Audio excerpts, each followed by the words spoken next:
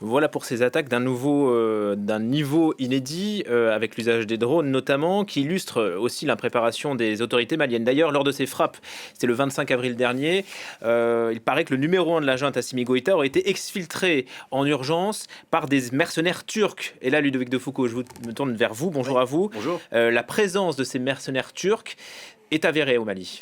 Alors, elle n'est pas officielle, mais il y a beaucoup de rumeurs qui sont extrêmement tenaces. Et on parle effectivement de ces mercenaires de la société privée Sadat. Alors ça, c'est un groupe qui est souvent présenté en Turquie comme l'armée parallèle de Recep Tayyip Erdogan, le président turc, ou un peu le Wagner turc. Donc, c'est un groupe qui a été fondé en 2012 par un ancien général de l'armée turque qui avait depuis été démis de ses fonctions à cause de ses penchants islamistes, qui s'appelle Adnan Tanriverdi. Il est mort depuis, mais c'est son fils qui a pris la suite. C'est un groupe qui dit œuvrer pour la paix dans le monde musulman.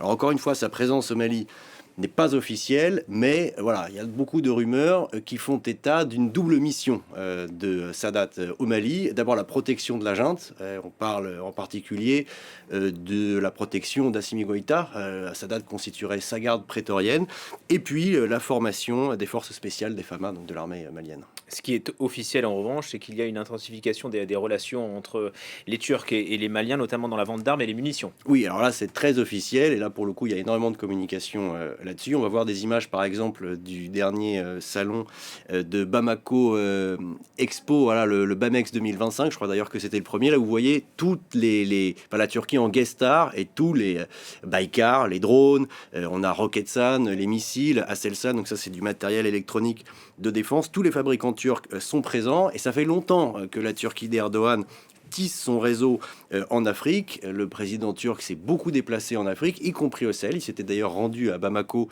On va peut-être voir des images en 2018. Et depuis 20 ans qu'il est au pouvoir, les échanges ont considérablement augmenté avec tous les pays africains qu'il a visités, y compris donc avec le Mali. Je vais vous montrer quelques chiffres. En 2003, c'est 5 millions de dollars, le montant des échanges entre Ankara et Bamako. En 2022, donc ça c'est des chiffres que j'ai trouvés sur le site du ministère turc des Affaires étrangères, c'est 165 millions de dollars. Donc vous voyez l'augmentation avec, pour ceux que ça intéresse, une balance commerciale quand même extrêmement favorable à Ankara, et une accélération donc ces 10 dernières années avec des échanges qui ont plus que triplé, emmenés donc par les armes et les munitions turques qui sont devenus le premier poste d'exportation de la Turquie vers le Mali depuis 2024. Ça représente 20% du total des échanges. L'avantage du matériel turc, c'est que c'est de bonne qualité, c'est moins cher que d'autres, et puis on peut l'utiliser un peu comme on veut. On n'est pas obligé de signer des chartes, on n'est pas obligé d'être soumis aux mêmes contraintes que quand on achète européen ou américain par exemple. Et les Turcs, est-ce qu'ils font le poids face aux Russes? Est-ce qu'il y a une rivalité entre eux? Alors d'après ce que je comprends, il y aurait une rivalité au plus haut sommet de l'État pour la protection des plus hauts personnages. Mais encore une fois, ça reste des rumeurs plutôt confidentielles. Mais s'il y a une rivalité entre Assimi Goïta et d'autres personnages, certains vont choisir des Turcs contre d'autres qui choisiront des Russes. Voilà ce que je comprends, la rivalité peut se placer à ce niveau-là. Mais après, de manière générale, le Mali est tout à fait libre de se choisir les partenariats qu'il juge les plus adaptés à ses besoins. Et à ce titre, la Turquie, je vous le disais, ça fait longtemps qu'elle mène sa barque en Afrique. C'est vraiment un choix raisonné de la part du président Erdogan depuis qu'il a pris le pouvoir en Turquie, de miser sur le continent et d'investir et de mener une diplomatie à 360 degrés. Il ne s'agit pas seulement d'accentuer une présence militaire, mais c'est la construction, c'est le bâtiment, c'est les services logistiques, c'est l'aéronautique civile, c'est l'éducation religieuse, avec les écoles gulenistes hier, la fondation Marif aujourd'hui, et c'est ce qui permet aujourd'hui à la Turquie d'avoir aussi une certaine présence d'équilibre. Par exemple, la Turquie est présente au Sahel et peut entretenir des relations avec les pays du Sahel et aussi avec les pays de la CEDEAO. Elle n'est pas obligée de faire un choix marqué et de choisir son camp, comme c'est le cas par exemple des pays occidentaux. Donc ça, c'est très pratique, cette plasticité quand on veut faire des affaires. Et d'ailleurs, Wassim me dira si je me trompe, mais il me semble que certains groupes Touareg, quand ils parlent de la Turquie, le font pas avec le même lexique que quand ils parlent de la Russie. À la limite, ils pourraient même avoir des relations avec la Turquie si le cas se présentait. Donc ça, c'est très intéressant justement. C'est ça le 360 degrés. Ça fait longtemps que Recep Tayyip Erdogan mise sur cette stratégie, et on le voit au Mali aujourd'hui, elle est payante, cette stratégie sur le long terme, sur le temps long. Wassim, un mot?